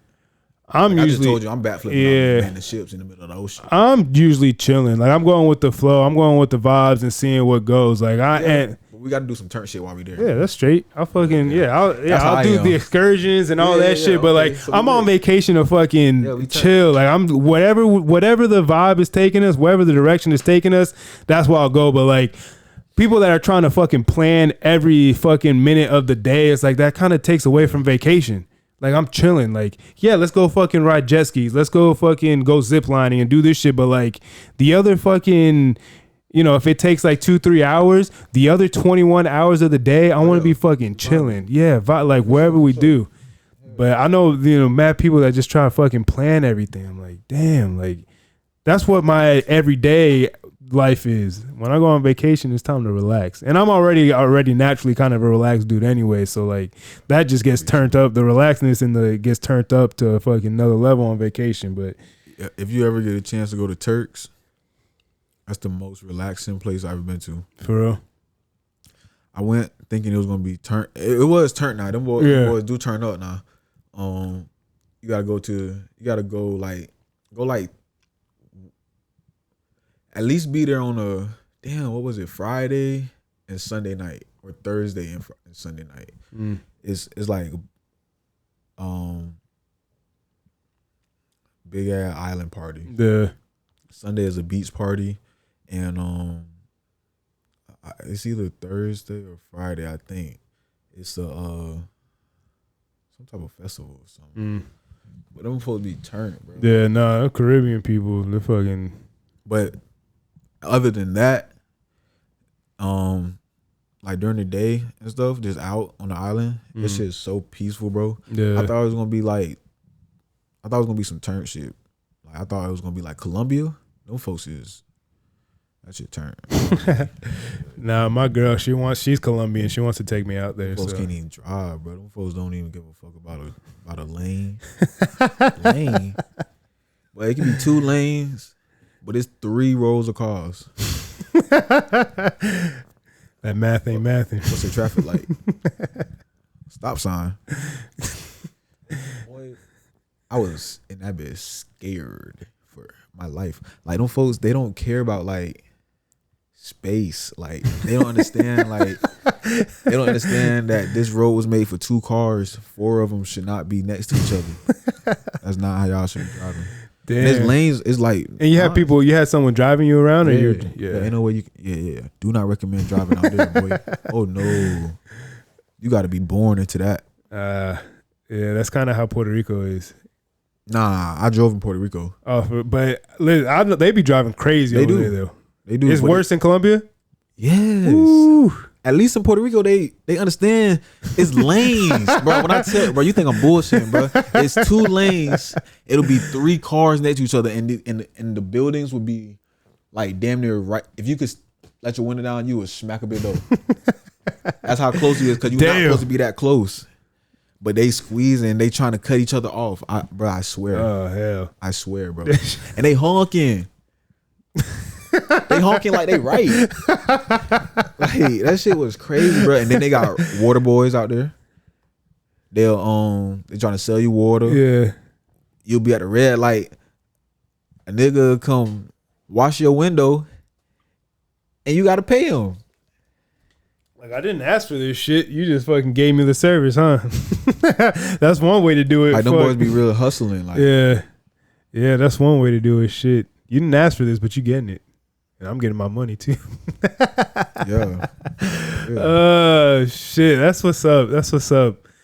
Yeah, but I love traveling, bro. Like, it's so that shit made me realize there's so much out there, bro. Yeah, more than what a lot of people. Bro. Yeah, it does. It does open your eyes to a lot of shit. A lot of people don't leave their neighborhood. That is true. Their whole life. Yeah. I think it's definitely important. I think what really made me realize that I lived in Pennsylvania. I moved up to Pennsylvania for a year. This was after, football and everything. My dad lived up there, and I had come back down to Florida, and it's like I wasn't getting into any trouble or anything, but I just really wasn't doing anything. So I called my dad. I'm like, hey,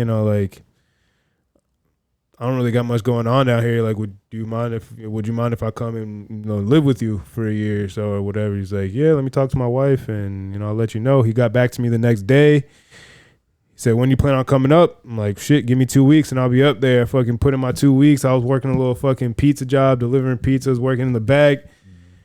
Got as many hours as I could, packed up my fucking car and fucking drove up to Pennsylvania, and I was up there for a year. But like, I think just getting out and just moving out of where you're from for a little bit, it just kind of gives you perspective on shit. And for me, at least, like, I moved from here, Orlando, to Lancaster, Pennsylvania, which is like 45 minutes, like southwest outside of Philly. So like, it's a small town. It's small as fuck, like farms, cornfields type shit. So like, it gave me, more appreciation from where I'm from Orlando, and like, kind of like, all right, there's actually shit going on, and like, especially like people were looking at me like I was a fucking alien up there. Like, oh, you're from Florida? You're from Orlando? Like, what the fuck? I'm like, we're on the same coast. Like, what the fuck? Like, it's not like I'm from the other side. I'm not even like, we're on the same fucking coast. Like, it's not that crazy. But people were looking at me like I was fucking exotic and shit. Yeah, it's different out there in Philly. Yeah, I know some folks from Philly. Like, when I was at Citadel, white dude, call his ass Wiz, Wizard. He was from out there in Philly. He was telling me like, it's trench out there. It's different. Yeah. But went to Maryland for a weekend. Met some people out there. Like, that's the thing about like the Northeast is that like all those states are so close together, so you can just go from state to state. Like, you can, like, it was only an hour drive from where I was at to get to Maryland. Yeah. It's only fucking... They call that shit the DMV or something? Yeah. Fucking Virginia, District of Columbia, fucking Maryland, yeah. But fucking Jersey was only like an hour and a half. My sister and my uncle live in Jersey, so... I think you drive over a bridge to get to Jersey, New York. Mm-hmm. Yep. They say it's cheaper to fly into Jersey and then you just fly to New York. I mean, and then you just... Yeah. You fly into Newark Airport. After I flew to Damn. Yeah. But, yeah, man, I just think traveling, like, again, like, it just gives you perspective. It lets you kind of, like, realize that, like, there's more out there than just where you're from. But also it kind of shows you, too, that, like, we're all going through the same shit, too. Like, we're all, depending on where you're from, like, we're all, trying to make $1, trying to make a living, like, make something of ourselves. I ain't gonna lie. You ever been out the country? Yeah. I mean, like, to, like, somewhere that's real bad? Yeah, I mean, I've been to Mexico a few times. I've been to the Caribbean. I've been to Jamaica, the Bahamas. I've been to... Okay. Yeah, that shit'll make you appreciate being in America. Yeah, for sure. Especially when we went to Mexico, like, from the airport, like once you start getting to the resort and you see armed guards in the front of the resort, it's like, oh shit, like, you know, shit's different over here. And I think people take that for granted too. Like, I'm not saying shit's perfect here, but it's a lot better than a lot of fucking places. It fucked up. It been fucked up. Yeah, but the world's fucked up, and that's what I feel like a lot of people don't understand. Like, when that, like, perfect is not a thing. It's a made up thing. You got the country, and them folks they'll tell you that America fucked up. President no good. Make we ask some folks, y'all like Trump? He was like, shit. Well, but I feel. I mean, they just fucked up though. When I was in Jamaica, one of the drivers was telling me, I don't know if it was something that was going on right now or if this is something that already happened, but basically, like, they president or something was. Check the mic real quick. You said what? Oh, back. It's because you weren't talking into, so it's kind of my fault. No, you good. Basically, like, they president or something. I don't know. I hope I ain't getting this story mixed up or wrong or not, but basically, the people don't like the president or got some type of issue with the president, and there's something going on with them like that. But it's like, I don't know. That's just everywhere. It ain't perfect nowhere. Like, right. Everybody gonna have their issues. Right. That's kind of what I was like. You can never satisfy. You can't satisfy everyone. Like, somebody will always find something wrong with something, even if it's all fucking peaches. Someone is gonna find something to bitch and complain about. So that's why it's like, you know, take things for what they are. You know, listen and understand what's going on, but like also like you can use your own eyes and use your own ears to see what's going on and like understand that shit's not perfect. But shit probably isn't also as bad as people are making it out to be. Yeah. And life is kind of what you make it anyways. Like, I've seen people that have it much better than me that don't really do much with it. And I've seen people that have had it a lot worse than me that fucking take it all the way to the top. And the other way around. Yeah. People that are worse off than me show why they're worse off than me. And people that are better off than me and show why they are. And that it really is, you know, again, you know, just with, you know, my own life experiences, I've been able to travel, the people that I've met, you know, the friends the company that I keep and all that shit. It really is like life truly is what you make of it. And if you want to, you know, be miserable and sad and depressed all the time, 9 times out of 10, that's on you. If you know, shitty shit is going to happen. It happens to everyone. Shitty shit happens to everyone. Not one person in this world has not gone through something that doesn't suck. Now, how you deal with it and how you move forward with it, that's on you. You can control that. You can't control the stuff that's going on around you. There's so many different variables that play into that. But you can control how you're going to react to it. You can control how you're going to move forward from it.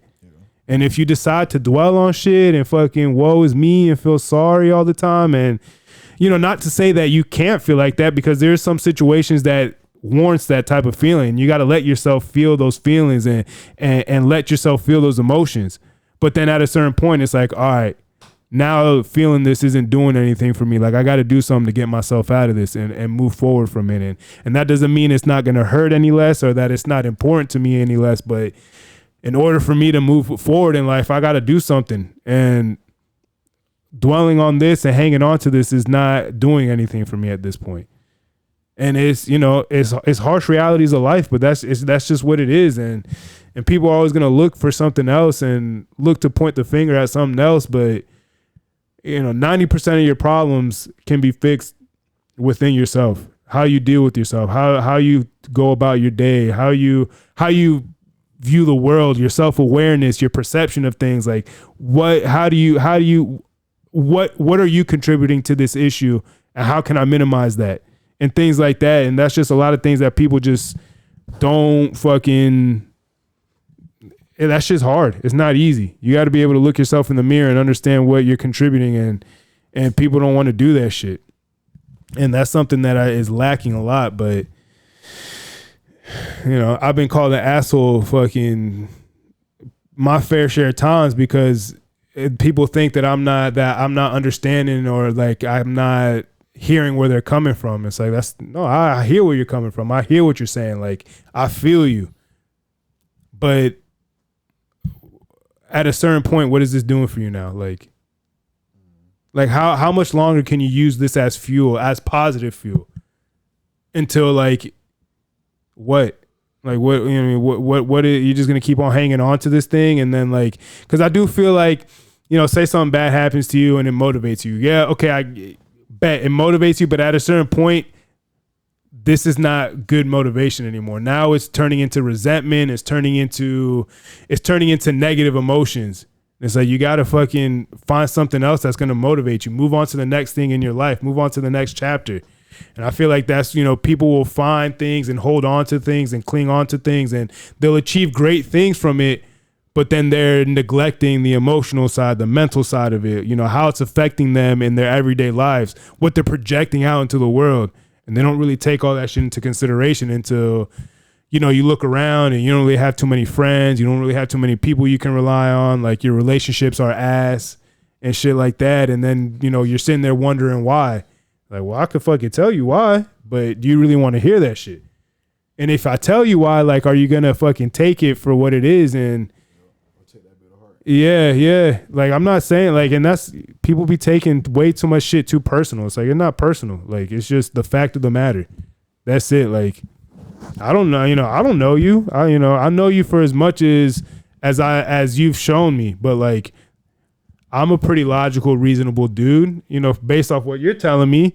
This is what the issues are. This is how you can resolve them.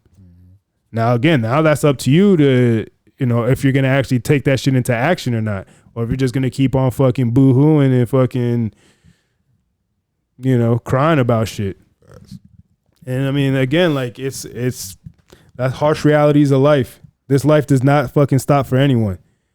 It does not stop for anyone. And if you stop, life is going to keep on going, and it's going to leave your ass behind. And sure, you can make up time, you know, you can make up, but you're never going to get that time back. That shit has come and gone. So like, now what? So, I mean, I could talk, you know, until I'm blue in the face about this shit. Cause I mean, and like, I speak from experience too. It's not like I'm just saying it from, you know, I'm feeling you. Yeah, cause I've done that shit. I've fucking boo-hooed, and I felt bad for myself, and I've had resentment towards people, and I pointed the finger at other people, and all this shit that I'm saying, like, I've done it.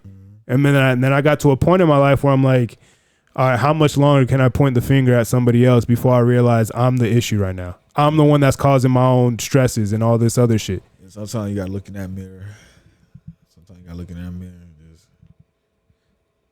be real with it. Like, yeah, it's some. You feel me? Yeah. You can't be everybody else. Facts. Some gotta be in the mix. Yeah, and I feel like a lot of people don't know how to be honest with themselves either. They'll lie to themselves, or at least try to, because you can't lie to yourself, because you know it's a lie. Even if you start telling yourself enough. That's why I say you can't be happy with nobody else until you're happy with yourself.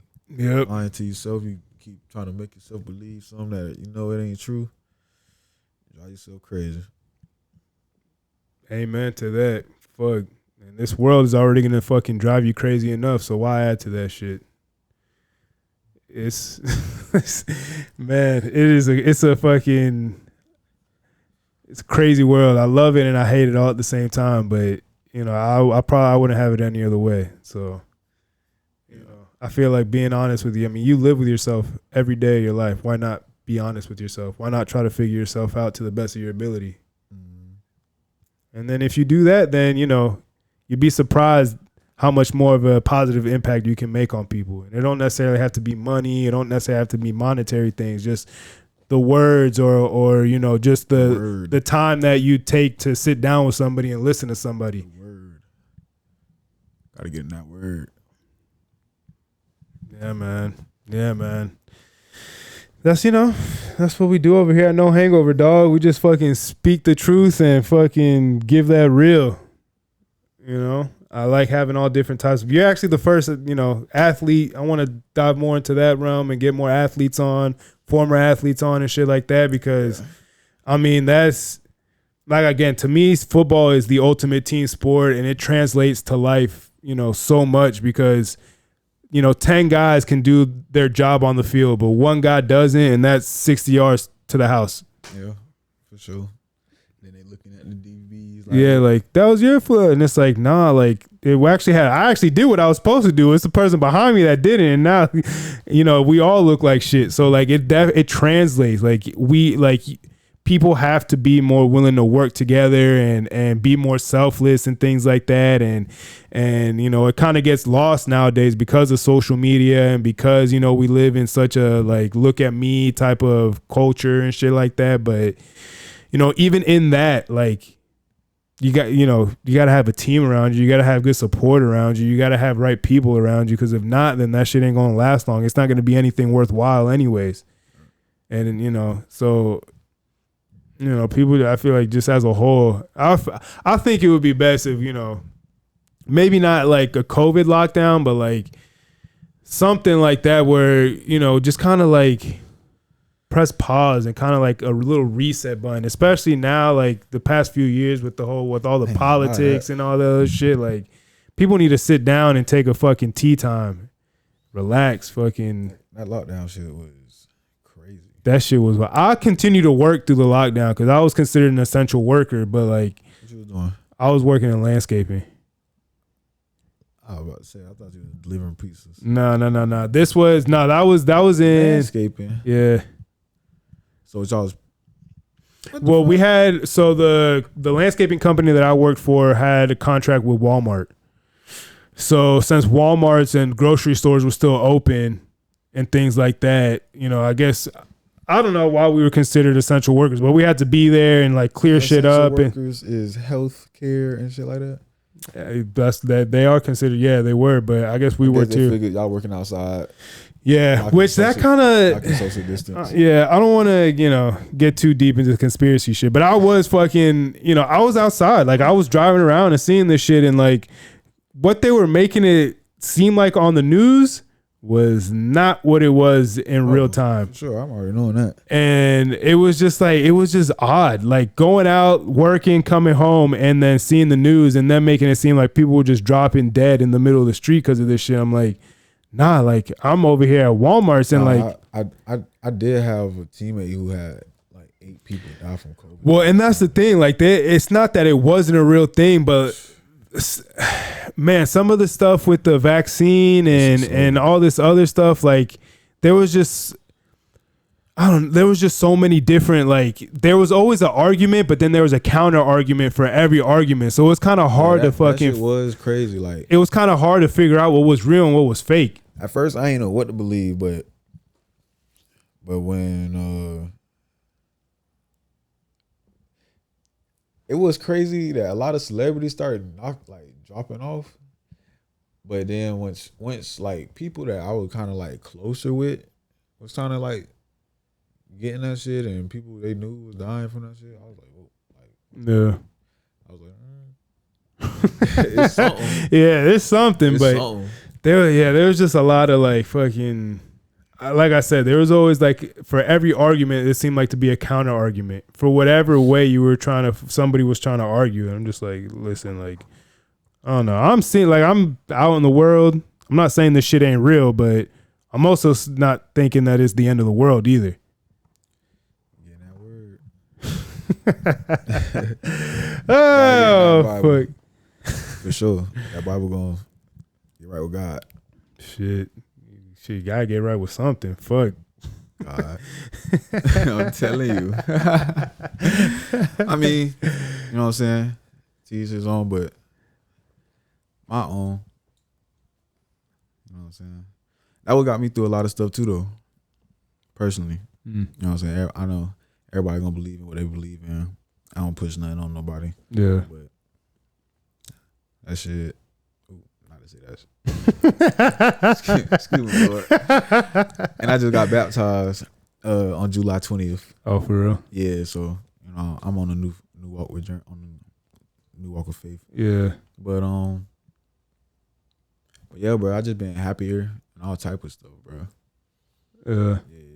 Yeah. I mean, it's hard though. Yeah, I'm not necessarily religious, but I do. Yeah, I do believe that you got to believe in something. You got to have some type of faith, whether it is religious, whether it's spiritual, whether you fucking believe in the stars and the fucking universe or whatever. Like, I feel like that helps because there's so much uncertainty and so much unknown in this world that if you don't believe in anything, then you start kind of like racking your brain on what it could be and why things are happening and this and just like there's just so many things in this world that are beyond our comprehension that you're just going to cause yourself more stress and more heartache trying to figure all this shit out instead of like sometimes you just got to have blind faith in things. And whatever that is, whether you turn to religion and the Bible, whether you turn to the universe and this, whether you turn to spirituality or whatever, like you got to have something that's going to be able to guide you through those dark times and things like that. And people, and I know people close to me that don't believe in anything and they think they're just atheists and they openly claim it. And, you can kind of see, they seem a little lost or they're trying to figure out like, what the meaning of all this is when it's like, yeah, like, you know what I mean? Like, yeah, they lost. I mean, I feel you. Yeah. That's just, like I said, to each his own.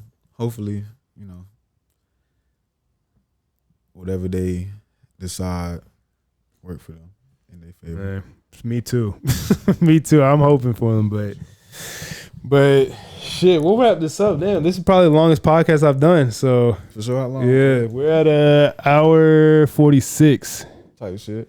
Yeah, so good convo, good vibe. Yeah, man.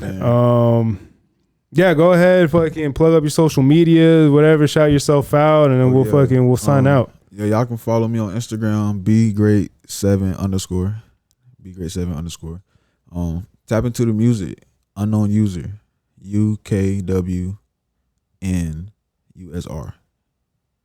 You feel me? Tap into the music, man. Yeah, this shit going up, man. You know what I'm saying? This shit going to the moon. Word. Well, I appreciate you for coming on. Yeah, my boy Hard. Yeah. You're more than welcome to come back on whenever. You too, brother. If you got any people that are trying to be on the podcast, go ahead and send them my way. I'll be more than happy to have them on. This was episode 228 of the No Hangover podcast. As always, like, subscribe, comment, rate, follow across all platforms. We're on YouTube. We're on Apple Podcasts. We're on Spotify. Check us out on our socials, on Instagram at No Hangover Podcast and on TikTok at No_Hangover. Everybody love everybody. Deuces.